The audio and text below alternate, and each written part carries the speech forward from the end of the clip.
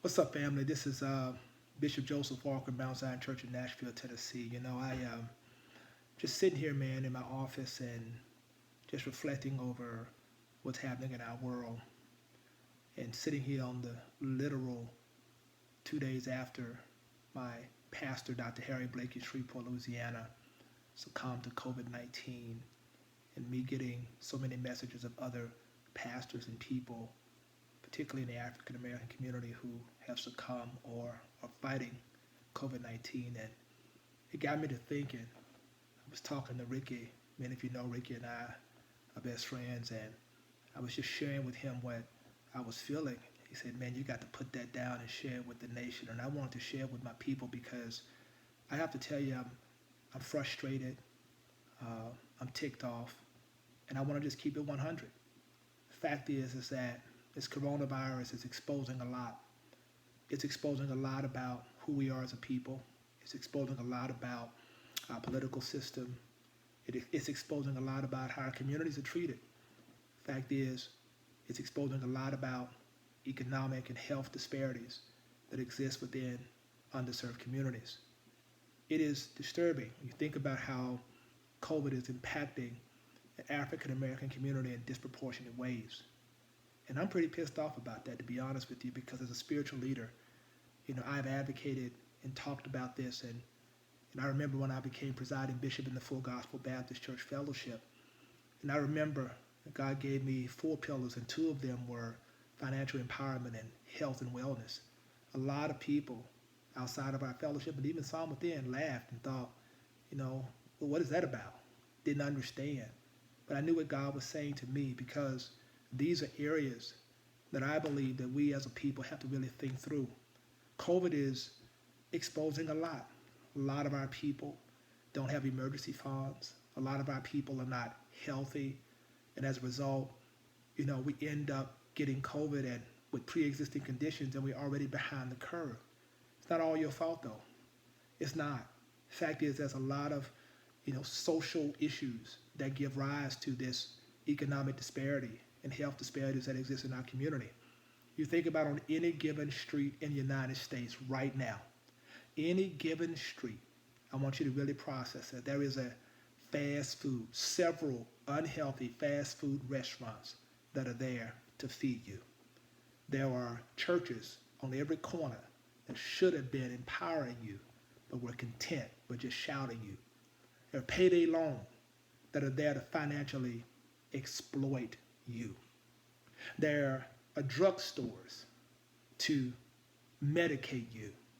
Crack houses there to numb you.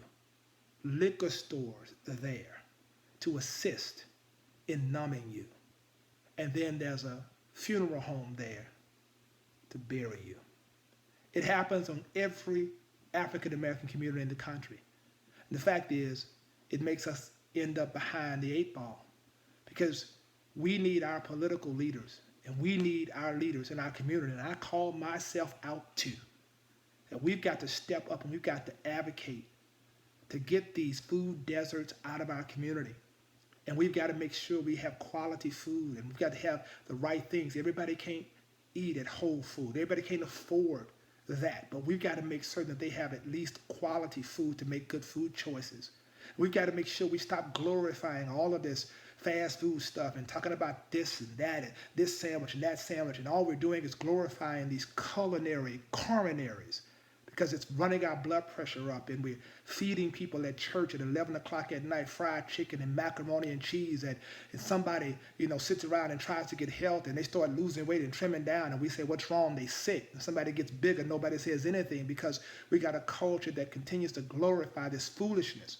We're digging our own grave with our fork, and then we don't have any immune system to fight against something like COVID, because we're constantly glorifying this kind of lifestyle of eating unhealthy and doing all this stuff and putting this stuff in our kids, and we're walking around morbidly obese, and people are trying to tell us, and we got to help our people. We got to help our people, man. We got to help our people economically. We got to let these folks know we need COVID testing kits in our community. Where the response in our community, we got to make sure our people don't represent percentile the largest group of folks in the particular city, why is it that we're affected disproportionately? It's because our people perish because of a lack of knowledge.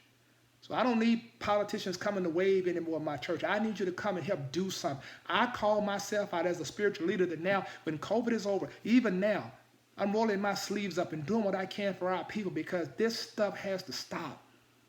Yo, it's time for us to get this thing together. And I believe that we've got some extraordinary people out there doing some amazing things on the front lines, and I applaud you for that. I applaud all of our first responders and people in the hospital and nurses and people that are driving buses and people that are putting their lives at risk. But our people deserve better. You see, the fact is, I'm going to say a lot on Easter Sunday. I'm going to say a lot on Easter Sunday at Mount Zion Church about spiritually what this is. Oh yeah, I'm going to speak to that.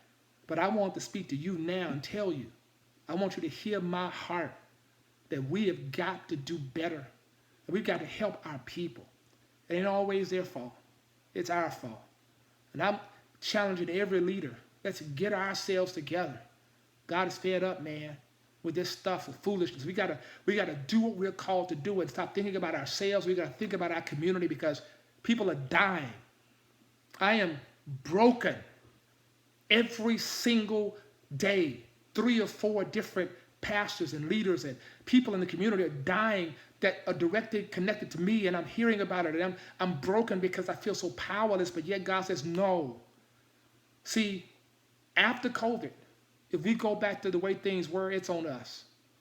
If we don't empower our people, if we don't call this stuff in our community into order, if we don't start advocating for better, healthy lifestyles and advocating for making certain that we get the quality of services that other communities get, that's on us. Our people need us to lead now. And I'm saying, as presiding bishop in the Full Gospel Baptist Church Fellowship, pastor of Mount Zion Church Nashville, doggone it, I'm taking the lead. And I know I'm not here by myself. I got some great men and women of God that I already know have a heart just like I do. I'm not just speaking solo here. There are people who call me and we talk about it all the time because we see the handwriting on the wall. Things ain't going to be normal no more. It can't be after COVID. If you still doing the same things you're doing and focus on all that stuff and still trying to turn up and act a fool and you don't realize that right now is the time to focus on your life, to start thinking about, man, that if you got one cracker, you ought to be giving God glory because now you rationing out crackers every day and rationing out food. You ain't throwing stuff away because you realize it's a whole new ball game. We take so much for granted. It's time for us to get ourselves together.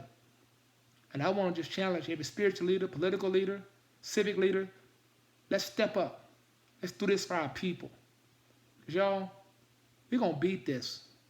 But I believe the way to beat this is to continue to social distance, but also the way to beat this is to make sure we get the things we need for our people now and to make sure we learn the lessons that it taught us. We don't want this to come and go and we just go back like blah, la, la, la, la, like nothing ever happened. No, there were lessons in this. And I believe, if you heard my heart, I hope you got every last one of them. I'm serious, y'all. I'm dead serious. People are dying. And I believe we got to do better. You want to connect with me? Follow me on Instagram, Joseph Walker 3. Love you. I said it in love. But these are facts, y'all. We got to do better.